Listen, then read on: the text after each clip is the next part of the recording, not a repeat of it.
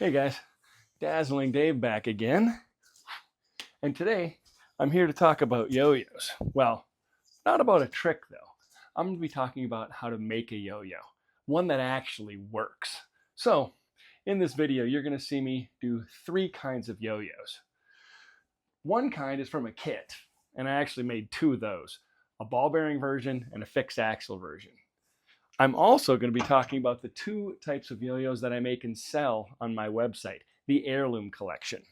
The Heirloom Collection is a three-piece model, which has a glued-in axle, a wooden axle, and also what I call the Player Edition, which is a solid one-piece.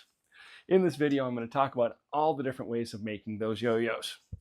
Now, I don't want to waste your time by having you watch every single second of the video, so I've actually put them on fast forward to get through them as quickly as I possibly can. And you can look in the time code of the description so you can jump to right where you want to watch the video. So make sure you take a look at the description. I'm going to be showing you all the tips and tricks that make a yo-yo that actually can do tricks. So let's get going. And here we are back in the shop. I am a professional yo-yo performer, but I'm a hobby woodworker. And when it comes to the lathe, I'm pretty much self-taught. I do know what it takes to make a good yo-yo though. So during this video, you're going to see me use traditional tools, carbide tools, even some homemade tools to make this yo-yo. And really, I'm going to make three styles of yo-yos. I'm going to make the kind that is a solid one piece out of one chunk of wood. I'm going to be making a three-piece one where I've actually laminated different woods together to kind of give it a really cool look, and of course to be able to show off the face grain. And I'm going to be making some with a kit with a solid piece of wood. I'm going to be holding it in the jaws in different ways. You probably have a vacuum chuck, or maybe you don't. I actually made this special screw chuck to mount into my chuck to be able to then hold the pieces on. I've also have a mandrel to make it. I'll be explaining the different ways as we go. And in this video, I'm not going to be talking a ton. I'm going to be doing a voiceover on the computer. This is going to take a few days to make this video. So I'm going to do my best to get it made quick, fast forward through the parts so you don't have to watch those, and get to all the high points of making the different types of yo-yos. The three ways to do it that I'm going to cover. And there's probably a whole bunch more. If you make something really cool, put it in the comments. I'd love to see and hear about your different work. If you see what I'm doing and you think you've got improvements or tips, happy to have those as well. Please share that. There's going to be a link in the description of this video to get you to each part of this video. So if you want to go to one certain one, look at the description there. Also, if you've never yo-yoed before and you want to learn how, there'll be a link to my other channel videos about how to yo-yo. So let's get started.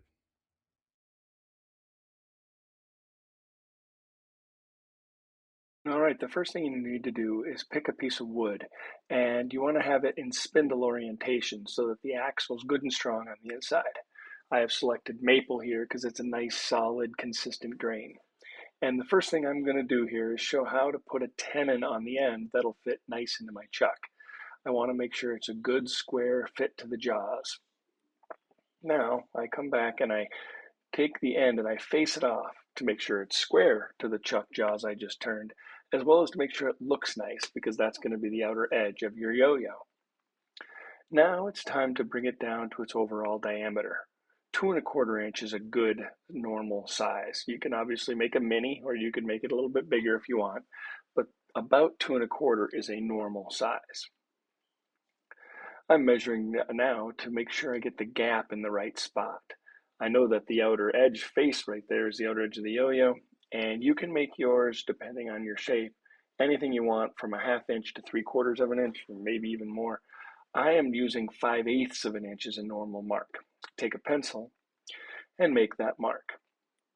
I now use a very thin parting tool to mark the gap, and now I'm measuring to get the other side the same. And you can see I spend quite a bit of time here to make sure that they are exact, because now is the time that I can cut them a little bit thicker, a little bit thinner, to make sure that they match. It's important that they're the same. Also, you don't want to cut that gap all the way in yet, because if you do, it would make it harder to turn and perhaps even break on the end. I'm going in about 3/8 of an inch deep. And the reason I'm actually measuring is because that helps me as I'm shaping the yo-yo to make sure it's the exact same on both sides. All right, now what I'm doing is I'm getting ready to shape the yo-yo. And what I like to do is I take a pencil and I break the two halves down into quarters. I'm drawing a line in the dead center on each half, as well as then splitting that up, one on either side. And the reason I do that is just to give me a visual representation of the yo-yo as I'm turning it. Kind of helps me make sure that the same thing I do on one half of the yo-yo, I'll be able to do on the other half. Starting off using a diamond-shaped tip carbide tool, going straight in from that first line all the way to the depth of that 3/8 of an inch axle. Gives me a nice consistent gap. Now I'm using a skew here as more of a scraper to shape the other sides. And all I'm doing is the same on one side as I am on the other, just being very careful and accurate that they are the same. I'll even take a couple more measurements to make sure that that's true.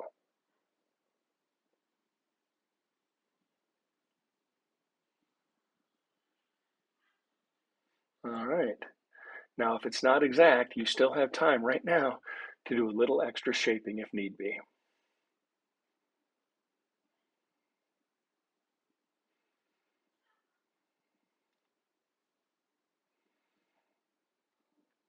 All right, now that the shaping's done, it's time to sand. And I go through as many grits as you want. I usually do 150, 240, 320. I always stop and go with the grain between each grit. If you don't do that, you'll end up with swirl marks. Okay, getting a new view here, kind of showing you more the axle width side. I am going through all the grits still, making sure it's ready to go, but I'm about to part the axle groove all the way down. And I want to go all the way in until it's about 1/4 of an inch diameter axle. So I'm going to have to go all the way in. And I use my thin parting tool. This is a 2 millimeter. If yours is a little bit wider, that's probably okay, as I actually make it a little bit wider as I'm going in. And you want to go all the way down, as I mentioned, until you get to about 1/4 inch diameter axle. And I use a special gauge to do that. I just a homemade gauge here where I cut it to be 1/4 of an inch. So when I slide it in, I know it's going to hit and stop and go in when I'm at that 1/4 of an inch. If your axle's too wide, it won't play well. If it's too narrow, you're risking breaking the yo-yo. So get it to about 1/4 of an inch. Now that I have the axle all the way down to that 1/4 inch, I take some sandpaper and just clean up the edges all the way down in there to make it a smooth transition down to that axle. It'll help the yo-yo play better and smoother. Now, even before I part it off, I finish the yo-yo. And I'm using Mylan's friction build finish, the type of finish you just wipe on with a paper towel, get it coated on, let it dry for a little bit, and then spin the lathe at a high rate of speed to give it a good shine.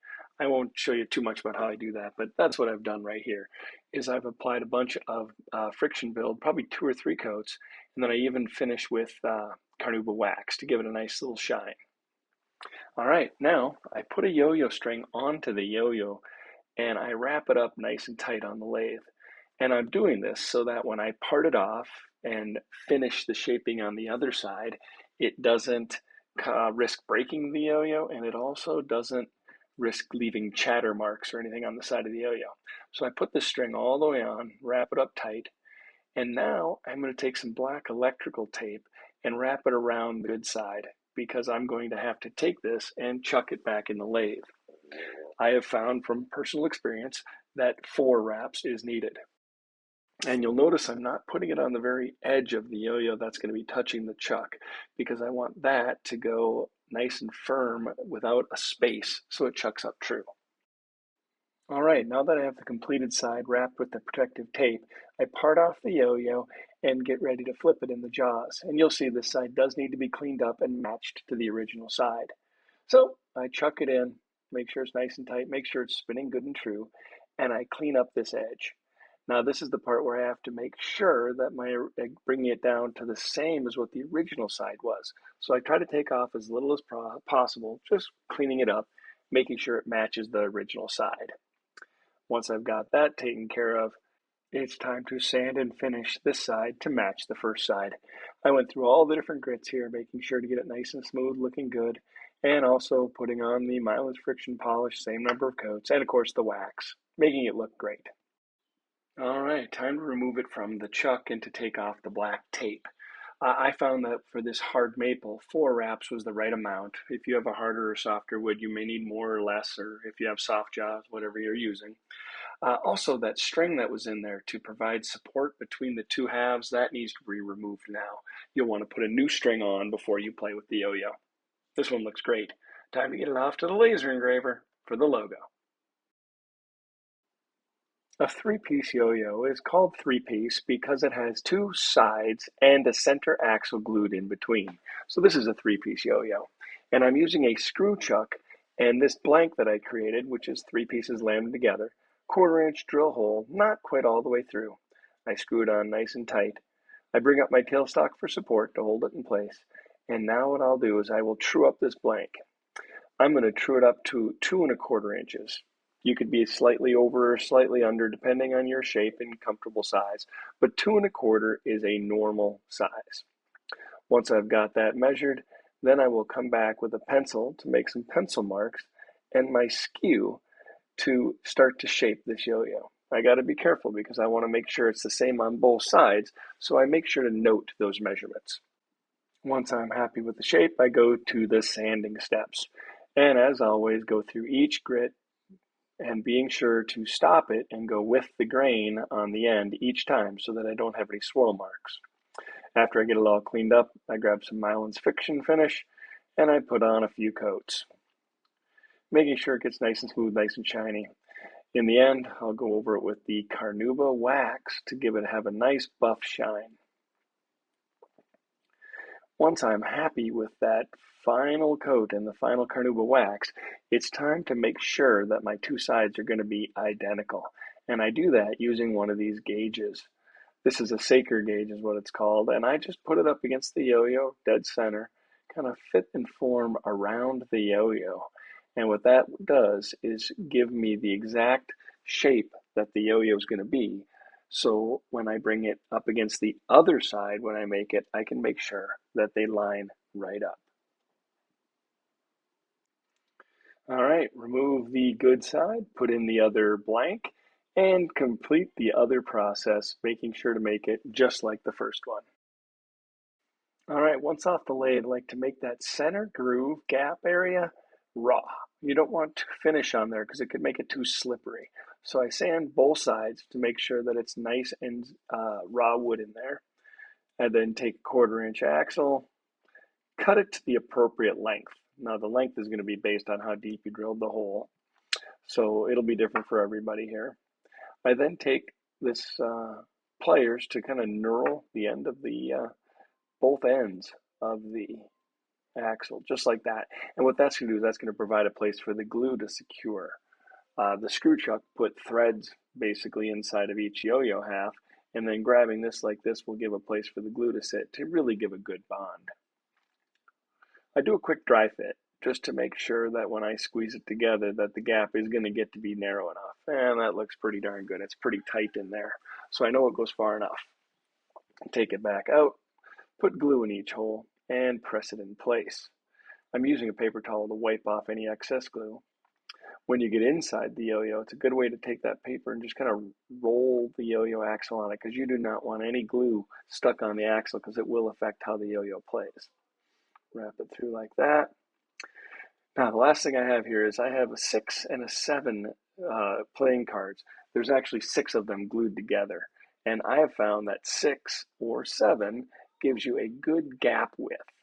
If you want it to be extra snappy, very responsive, 6. If you want to spin a little bit longer and have less response, 7.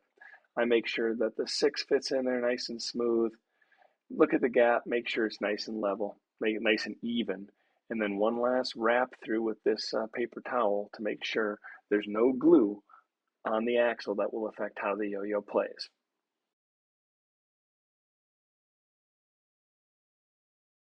Now a fixed axle yo-yo from a kit. I bought this kit from Craft Supplies. It is a fixed axle which has 2 metal hubs that will be glued into the yo-yo wooden halves, and the metal axle, which is very strong, that will hold it together. Metal is not the best axle for fixed yo-yos, but it'll work. It'll be very strong. I also got this special mandrel chuck to hold on to the yo-yo while making it on the lathe. First thing I had to do was mark the centers of each blank and drill to the depth of a 1/4 of an inch using a 5/8 inch drill bit. Got those both drilled in, get them all the way down to the right depth. Check to make sure they're deep enough. With the hubs, they should go down to about flush. And then glue them in place with thick CA glue or 2-part epoxy. I now bring it to the bandsaw to nip off the corners to make it easier when I get to the lathe. Once at the lathe, I've mounted my drill chuck into the headstock and put in the screw chuck that I had to buy to fit this specific yo-yo kit, and I've screwed my blank into place. I bring my tailstock up here as well with a protective tip to really support it nice and firm, and then round it out. Once I get it down to the dimension of about 2¼ inches, I bring out my pencil to give me some marks that'll help me when using my skew and scraper to determine the shape. Again, this is one where I'm going to have to put the other side on and make it exactly like this. So I do my best to get a lot of measurements and note those so that when I switch to the new or the second yo-yo half, I can make sure that they are the same. All right, getting a better look here. I'm going to start doing the sanding, going through all the different grits and putting on the finish as well. Want to make sure it looks good and clean, get all the lines out of it. Make sure you use different grits, and on the face, go with the grain when you stop in between each grit. Once the sanding's all done, it's time to do the finishing. And I'm using Mylan's friction finish on this, putting about 3 coats on, getting the high friction build, and finishing with Carnauba wax to make it get a good buff. Do the entire process to the other side. And then when I'm done, I've got 2 yo-yo halves all ready to get put together. But before that, I want to sand that inside surface. If it's too glossy and shiny, you won't get enough friction on the string when you throw it down, and it won't play well. So what I'm doing here is I'm actually sanding the metal part as well as the side of the yo-yo to kind of give it a rougher surface. That'll make the yo-yo play better. Now I screw the yo-yo together. Put the axle in one half, screw the other one on. Take a look and see how the finished product turns out.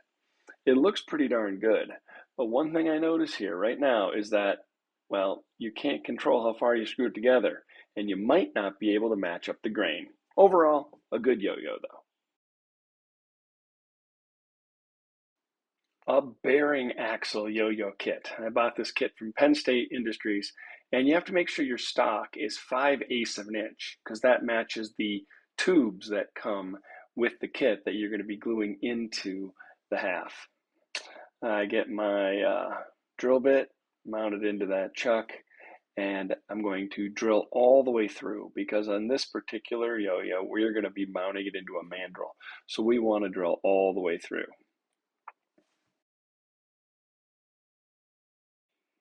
I mark the center of each half, and once drilled, all the way down and through to make sure I go through all the way nice and clean the hole, both sides.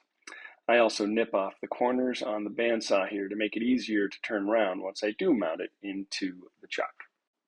All right, now it's time to put the brass tubes into the yo-yo halves, and I'm using thick CA glue.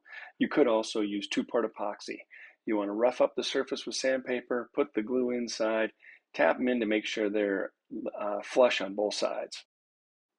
Now I take my mandrel and mount it into the headstock of the yo-yo and attach the wooden blanks to the mandrel. I had to buy this special kit that is designed to fit the tubes of the yo-yo. But because it's such a long mandrel and a short yo-yo, I'm going to put on a couple of spacers from other kits for pen turning that I've had in the past. And then I'm going to get both yo-yo halves mounted on nice and tight, bring up the tailstock for support, and now I'm turning the blanks round. Most yo-yos, about 2¼ inch is a good normal size. You can make it smaller, you can make it bigger. 2¼ is a nominal size.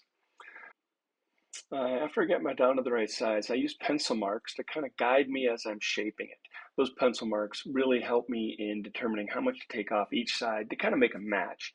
And I did find having the two parts mounted together made it much easier on this mandrel to get them to match sizes as opposed to just doing one at a time. Working together was nice. Get them all shaped up to the size that you want to go with, how they look. And I'm cleaning up the inside here, making sure it's nice and true. Then it's time to sand. You go through all the different grits, making sure you're getting the surfaces nice and clean. One thing I wanted to mention on this is that it's nice to stop and go with the grain, but it's harder when it's on a mandrel to go with the grain. You can't do it quite as easily, so it takes a little more time. But get it sanded up to your liking, and then of course I'm using my Mylan's friction polish here to get it all buffed up nice and clean. One thing I don't mention here in the video, or don't show, I should say, is that when I'm done with this, I have to sand that inner face again to give it that rough surface for the string to play better. So after I put all this finish on and I put the carnauba wax on, it'll look all great, but I have to make sure to sand that inner surface after it's off the mandrel to make sure that it plays well too.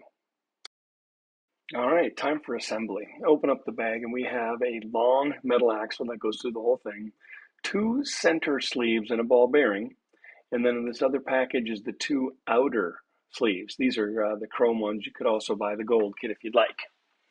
And now I have to take the yo-yo off the mandrel. It was stuck pretty good there. I must have had it a little bit of CA glue that must have got stuck on there because it was hard to kind of pull, but I eventually managed to get it apart. This part I didn't show. I was supposed to sand the inner surface. I was supposed to sand that inner surface so that it's not so glossy. So this is when you do that. But I wanted to get it pressed together. And the inner hub goes on the inner side. Obviously, this is in case where the butterfly is.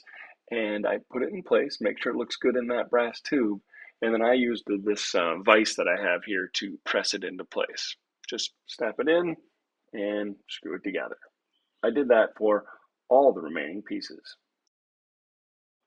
Once they're all pressed into place, pretty easy at this point, just screw the axle into one side, slide on the ball bearing, and screw the other side into place. You now have a bearing yo-yo ready to go. In conclusion, I've enjoyed making all of these different yo-yos. If you already have a kit that you've purchased, go for it. See how it turns out. I did find that I didn't like the way that they played as well. The metal axle in the fixed one was a little bit grabby, didn't play perfect, and the bearing one was also a little bit less responsive than I wanted it to be. But if you have them, go ahead and make them. I did like how the one-piece yo-yo played. As long as you make that axle the right width, it really plays nice. And I guess I had to say I loved making that three-piece. The ability to change the different woods and get a different look, and then also have it play well with the 1/4-inch wooden axle inside of it. I hope you enjoyed this video. Now go make a yo-yo.